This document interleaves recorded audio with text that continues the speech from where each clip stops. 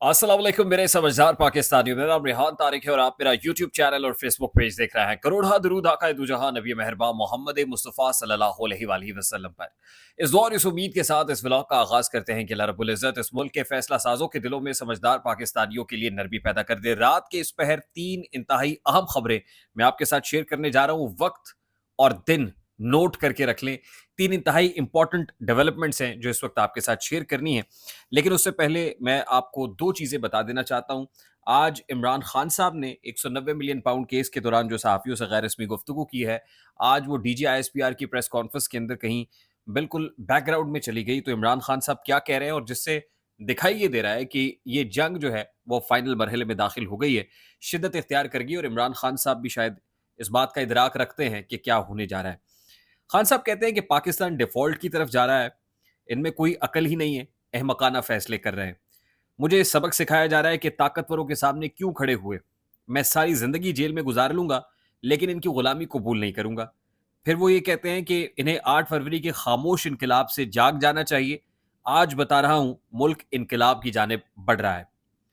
फिर वो कहते हैं कि जेल की चक्की में मर जाऊँगा, मगर वक़्त के यज़ीद की ग़ुलामी कबूल नहीं करूँगा। ये दो टोक पैगाम इमरान खान साहब ने दिया है।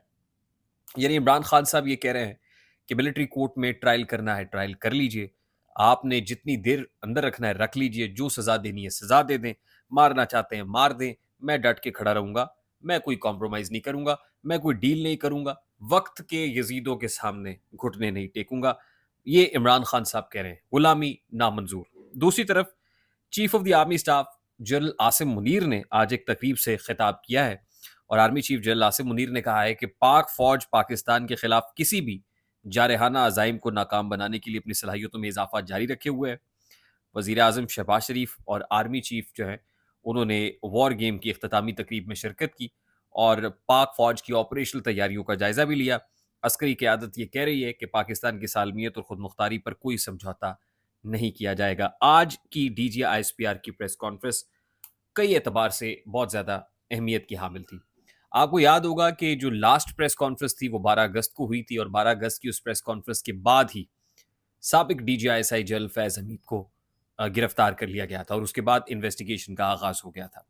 अब वो 3 खबरें जो बड़ी इंपॉर्टेंट हैं, उनमें से पहली खबर मैं आपके साथ शेयर कर लूँ कि उस वक़्त 12 अगस्त को डीजीआईएसपीआर की प्रेस कॉन्फ्रेंस के बाद इमरान खान जो साबिक डीजीआईएसआई हैं, जनरल फैज़ हमीद उनको गिरफ्तार किया गया था।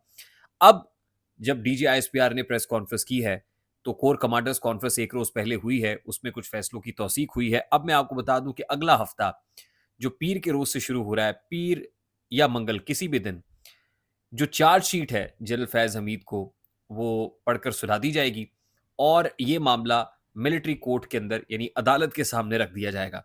यानी अब मामला इन्वेस्टिगेशन स्टेज से मिलिट्री कोर्ट जो ट्रायल जिसको कहते हैं, कोर्ट में जो ट्रायल हो रहा है, उसमें चला जाएगा। इसीलिए आज डीजीआईएसपीआर ने ये कहा कि मुल्ज़िम का जो बुनियादी हक होता है, हुकूक होते हैं, वो पूरे दिए जाएँगे। उसको काउंसिल एक्सेस यानी वकीलों तक की रसाई दी जाएगी। अब जब ये केस अदालत के सामने जाएगा, तो वहाँ पे जनरल फैज़ हमीद के वकील भी पेश होंगे और वो क्रॉस एग्ज़ामिनेशन भी करेंगे।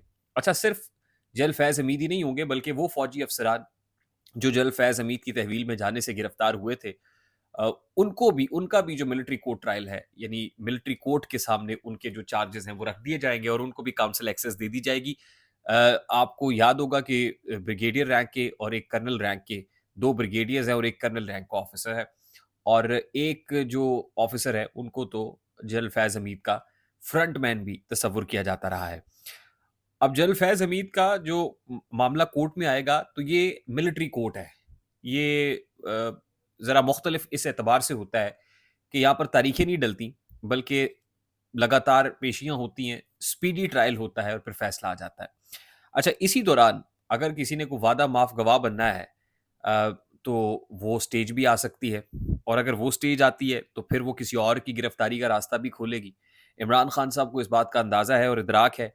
आज डीजीआईएसपीआर की प्रेस कॉन्फ्रेंस से ये तासुर और तक़वियत पकड़ गया है कि इमरान खान साहब को उन्होंने मिलिट्री कोर्ट में ट्राई करना है और इमरान खान साहब के अगेंस्ट भी जो है और हत्ता कि यहाँ तक बात सामने आ रही है कि कोर्ट मार्शल की कार्रवाई भी हो सकती है। तो इसलिए मैं आपको बता रहा हूँ कि अब जो राउंड है, जो अगला राउंड शुरू होने जा रहा है, वो इंतहाई खतरनाक है। वो इंतहाई खतरनाक राउंड है जो शुरू होने जा रहा है, क्योंकि 7 सितंबर को 190 मिलियन पाउंड केस के अंदर भी बड़ा क्रूशियल फैसला है। बुशरा बीबी की बरियत का फैसला भी साथ ही सुना दिया जाएगा। ये मामला एक तरफ हो जाएगा। दूसरी तरफ इमरान खान साहब का जो अगला फेज़ है, अगला राउंड है, वो शुरू हो जाएगा। अच्छा, ये तो हो गया एक खबर। दूसरी खबर ये है कि जस्टिस काज़ी फ़ाइज़ ईसा ने बिलाखिर हाथ खड़े कर दिए हैं। वो मज़ीद एक्सटेंशन नहीं लेना चाहते। ये खबर अब कन्फर्म हो गई है।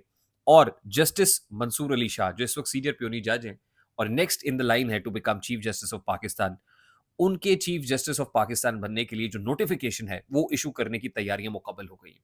लेकिन उसके साथ ही कुछ जो मैंडेटरी अमेंडमेंट्स है, यानी जो हुकूमत ने जो प्लान बी बनाया हुआ है, उसके मुताबिक वो जजेस की तादाद बढ़ाने का मामला हो, उस पे वो जो रिक्वायर्ड सपोर्ट है, ड्यू सपोर्ट है, वो हासिल करने की पार्लियामान के फ्लोर के ऊपर कोशिश कर रहे हैं। कानून साजी के ज़रिए से वो जजेस कमेटी के अंदर अरकान की तादाद 3 से बढ़ा के 5 करनी हो, उसको देखा जा रहा है। 184(3) की जुरिस्डिक्शन में जो अमेंडमेंट है, उसकी बात हो रही है। तो कुछ ऐसी आर्टिकल 63A जो है, उसके अंदर अमेंडमेंट की बात हो रही है। तो ये कुछ मैंडेटरी अमेंडमेंट्स उससे पहले की जा रही हैं, ताकि हुकूमत को बंदोबस्त कर सके कि जस्टिस मंसूर अली शाह आएंगे तो फिर क्या फ़र्क पड़ेगा। जो तीसरी इंपॉर्टेंट खबर है, उसका ताल्लुक साबिक chief justice of Pakistan justice Saqib Nisar से है। और हमने आपको बताया था कि हमारी जस्टिस साकिब निसार साहब से बात हुई थी जब वो लंदन में मौजूद थे। और हमें यूं ही लगा कि जैसे वो ठीक कह रहे होंगे। हमें जो उन्होंने तारीख दी थी वो 7 सितंबर की थी, कि वो 7 तारीख को वापस आ रहे हैं, और हमने तो पूरी तैयारी की हुई थी कि हम एयरपोर्ट पर पहुंचेंगे उनके इस्तकबाल के लिए। और जाहिर है एक सहाफ़ी को तो खबर चाहिए होती है कि शायद वहां पर जाके हमारा इंटरेक्शन हो जाएगा। लेकिन लगता ये है कि वो जर्नलिस्ट कम्युनिटी को चकमा देते हुए गुज़श्ता शब पाकिस्तान पहुंच गए हैं। तो हमारे ज़राए ये कंफर्म कर रहे हैं कि साबिक chief justice of Pakistan justice Saqib Nisar साहब गुज़श्ता रात पाकिस्तान वापस पहुंच गए हैं और अपने घर चले गए हैं। तो वापस वो आ गए हैं। वो यहाँ तक तो उनकी बात ठीक है कि पाकिस्तान आएंगे। और इस पर अच्छा, उन्होंने ये कहा था कि वो अभी इस पे कोई कमेंट नहीं करेंगे। जनरल फैज़ हमीद की गिरफ्तारी के बाद जो कुछ हो रहा है, this is all nonsense. Pakistan आने के बाद बात करेंगे। दोबारा जब हमने राब्ते की कोशिश की है, तो उन्होंने अब ये पॉलिसी अपनाई है कि वो इस पर मुकम्मल तौर पे बात नहीं करेंगे। वो कोई बात इस पे करना ही नहीं चाहते। तो अब जनरल बाजवा से मुताल्लिक भी बातें होना शुरू हो गई हैं। सब चीज़ें डिस्कस हो रही हैं। लेकिन लगा यही है आज कि वो नवीद मुख्तार साहब हों या जनरल बाजवा हों, जब डीजीआईएसपीआर से सवाल हुआ तो उन्होंने कहा जी कि आप उस वक्त के वज़ीर आज़म की बात क्यों नहीं करते? तो बॉस तो डीजीआईएसआई का वज़ीर आज़म होता है। तो लगता ये है कि बाकी सब अपनी तरफ है मामला, मतलब वो अ, राइट लेफ्ट हो सकता है, लेकिन यहाँ जो कार्रवाई हो रही है, ये अब किसी मंतकी अंजाम को पहुँचने जा रही है। आई होप मेरी बात आप तक पहुँची होगी। पहुँच जाए तो वीडियो को लाइक और शेयर करना मत भूलिएगा। चैनल पे नए तो चैनल को सब्सक्राइब कर लीजिएगा। बेल आइकन ज़रूर दबाइएगा। मुझे रेहान तारिक को इजाज़त दीजिए। अपना बहुत सारा ख्याल रखिएगा। अस्सलाम वालेकुम।